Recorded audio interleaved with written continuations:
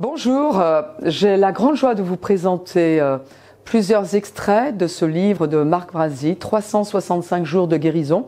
Ce sont des méditations qui reposent sur des versets bibliques.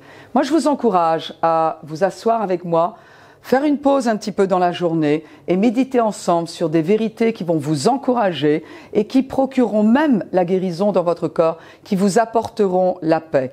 Je vous dis donc bonne méditation, que Dieu vous bénisse. Bonjour, nous voilà à nouveau pour une méditation extraite du livre 365 jours de guérison de Marc Brazzi.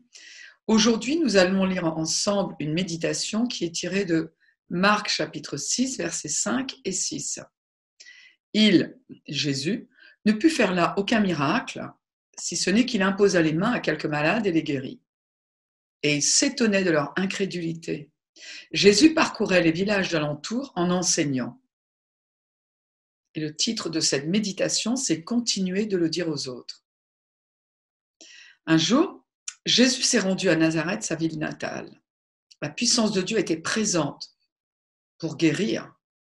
Et bien que Jésus était loin du Saint-Esprit et de puissance, seul un petit nombre de Nazaréens a été guéri.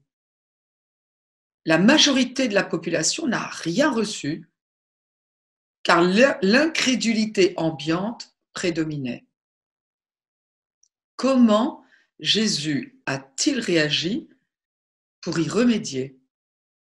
Eh bien, il est écrit, Jésus parcourait les villages d'alentour en enseignant. Quand Jésus a été empêché d'opérer des miracles à cause de l'incrédulité des auditeurs, il a préféré enseigner. Jésus a procédé de la même façon tout au long de son ministère. Lorsque les cœurs étaient fermés, il les dirigeait tous vers l'enseignement. Quand Jésus ne pouvait faire aucun miracle, ou qu'aucun don de l'Esprit ne se manifestait, ou que personne ne recevait l'onction, il enseignait. Jésus est notre exemple. Lorsque les malades pour lesquels vous avez prié n'ont pas reçu leur guérison, enseignez-les. L'enseignement occupait une place majeure dans le ministère de Jésus, car tout de suite après, les gens étaient guéris. La seule façon de vaincre l'incrédulité est de persévérer dans l'enseignement de la parole. Ne vous découragez pas. Quelqu'un finira un jour par recevoir la parole. Alors, il saisira sa guérison car il y a un lien étroit entre l'écoute de la parole et la guérison. Alors justement, vous avez l'opportunité d'écouter la vérité en répétant ce qui suit. Tandis que la parole devient vie en moi et me guérit, je peux l'enseigner autour de moi. La puissance de guérison de la parole agit dans le cœur de tous ceux qui écoutent. Parfait.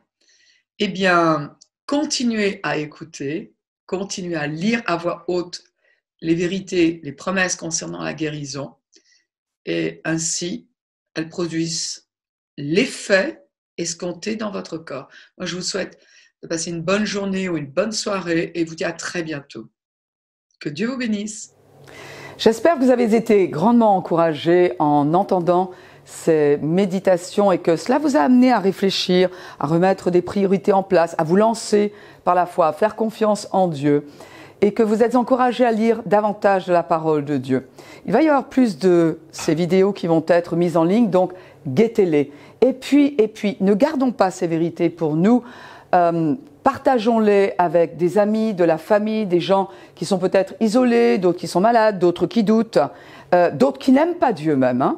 Mais partageons la vérité de l'Évangile parce qu'elle est éternelle. Que Dieu vous bénisse abondamment.